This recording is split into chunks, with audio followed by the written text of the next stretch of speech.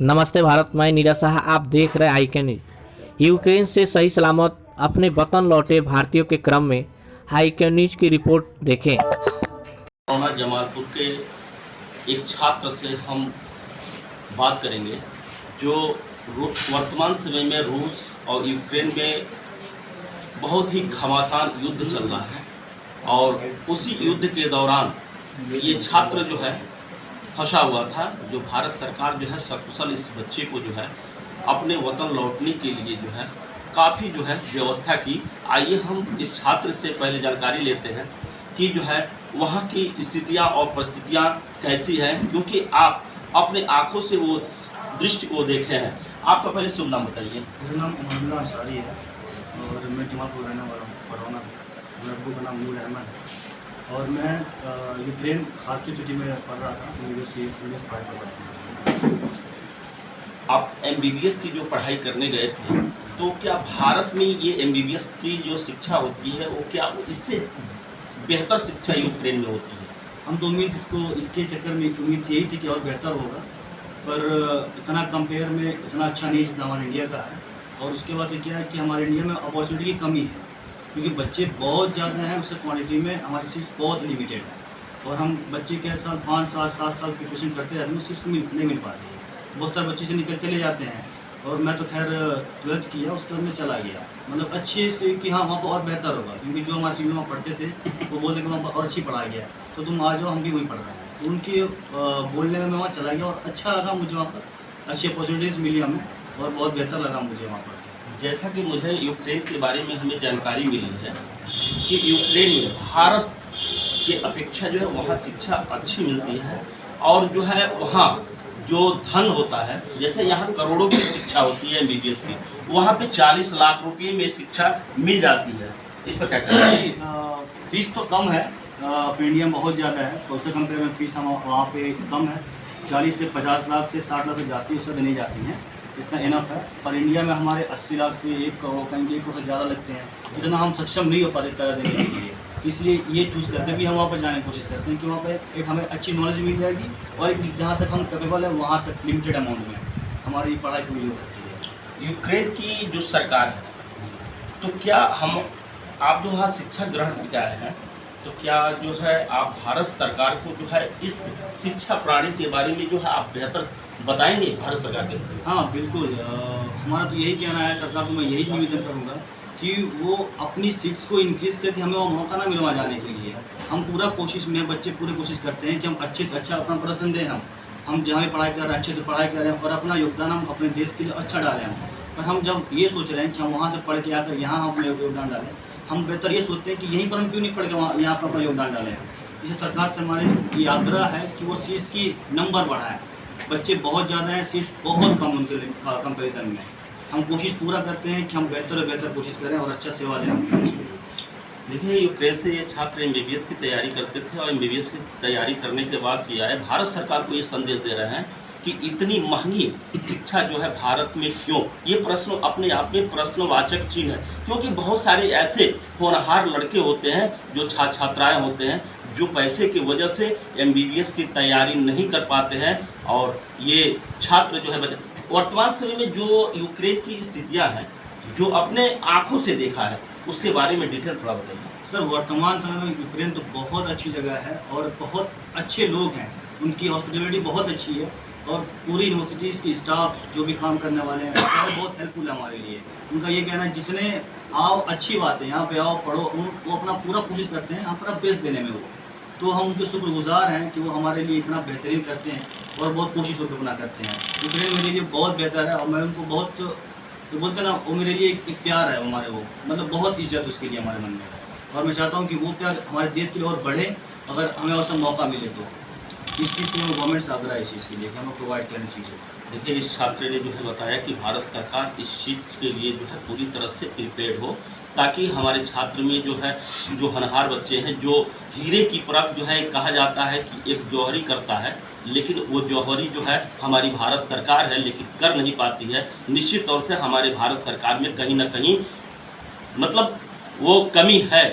निश्चित तौर से आज हमारे साथ जो है तमाम जो है भारतीय जनता पार्टी के जो है उम्मीदवार मंटू जायसवाल हमारे बीच में है, प्रमोद शाह जी है, तमाम लोग हमारे बीच में बैठे हुए हैं और इस युवा के से मिलने के लिए प्रेरित थे।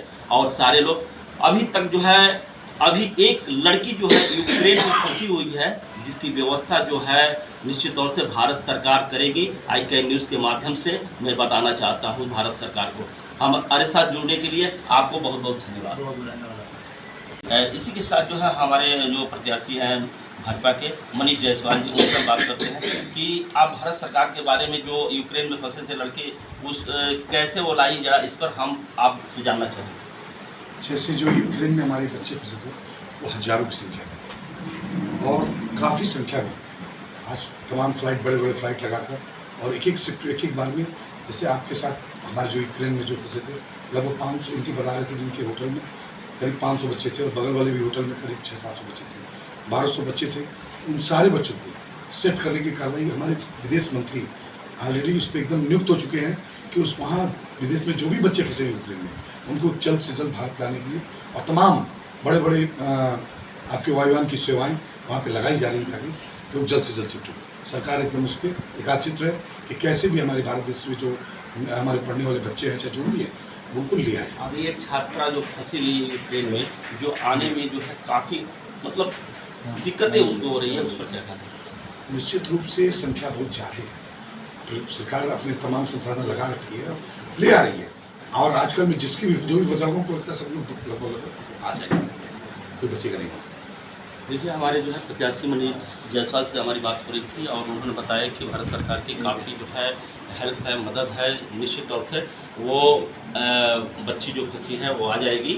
और हमारे कुशीनगर जनपद में जो है लगभग जो है 38 छात्र छात्राएँ फंसी थी, जिसमें 36 जो है अपने घर आ गई हैं और एक शाम को जो है वो छात्र जो है अपने घर वतन लौट आएगा, जो दुधई का रहने वाला है।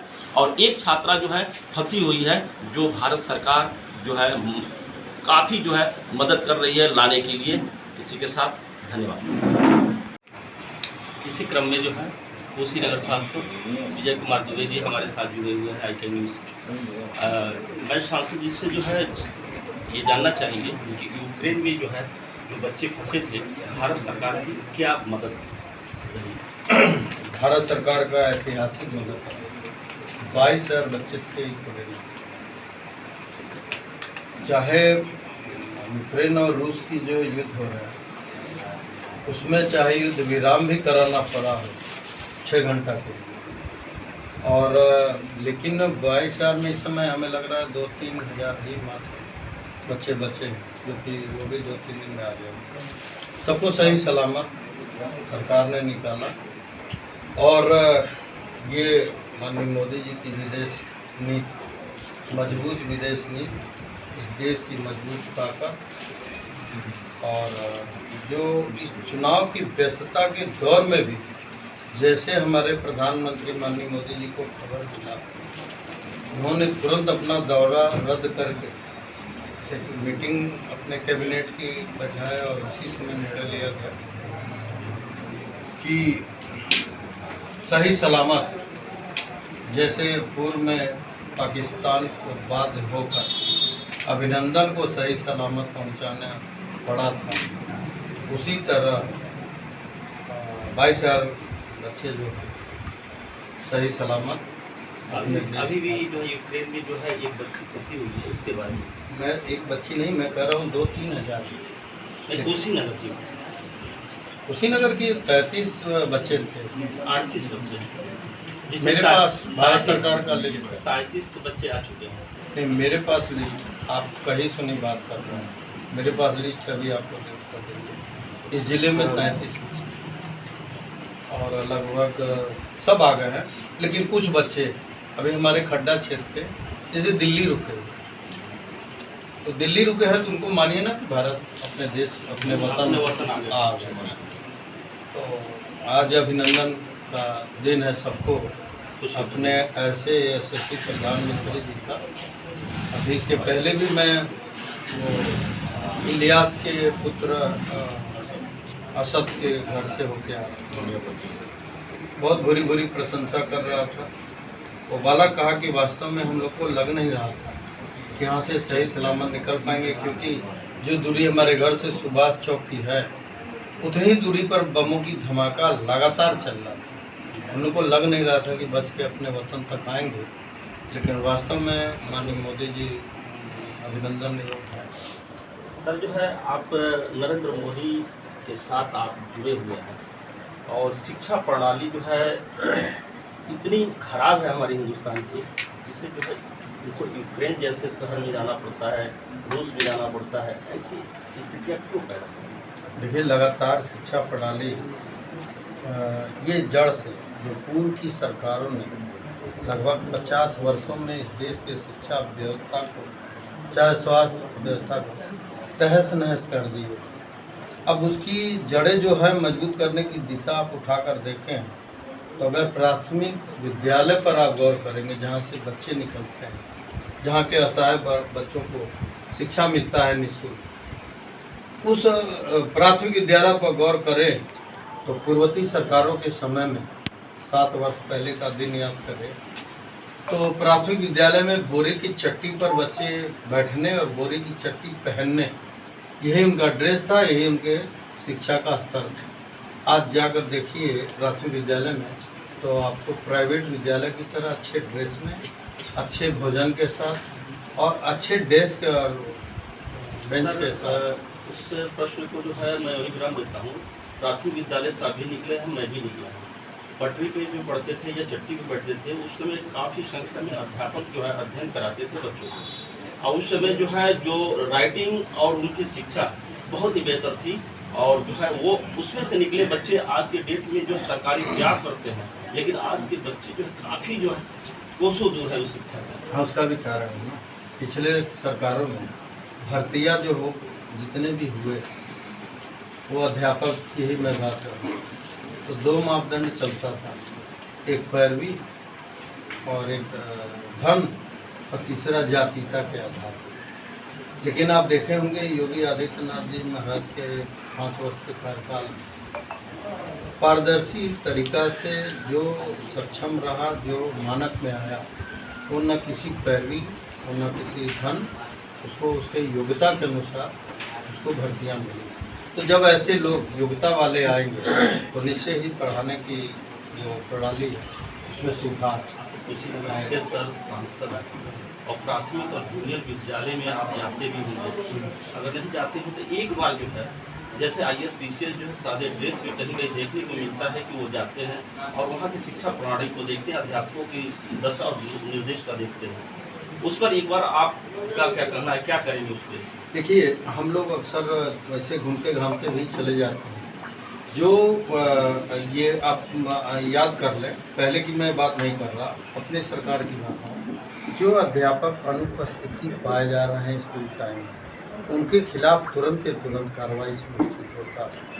अब ये वही तो मैंने बताया, सुधार प्रणाली चाहिए, कुछ समय लगेगा। पहले गड्ढा भरा जाता है तभी इमारत की आप कल्पना कर सकते हैं। उसी वजह अब देखिए शिक्षा के स्तर को बढ़ाने के ही उद्देश्य इस कुशीनगर में मेडिकल कॉलेज का शिक्षण संस्थान आप देख सकते हैं, यहाँ से चंद किलोमीटर पर वो निर्माण युद्ध स्तर पर हो, स्वास्थ्य के लिए मेडिकल कॉलेज का निर्माण हो, यही है। और फिर राजकीय आप देखिए इंटर कॉलेज हम लोग शिलान्यास किए थे, लगभग हर विधानसभा में देखे, तो ये चल रहा है, सुधार पर व्यवस्था है।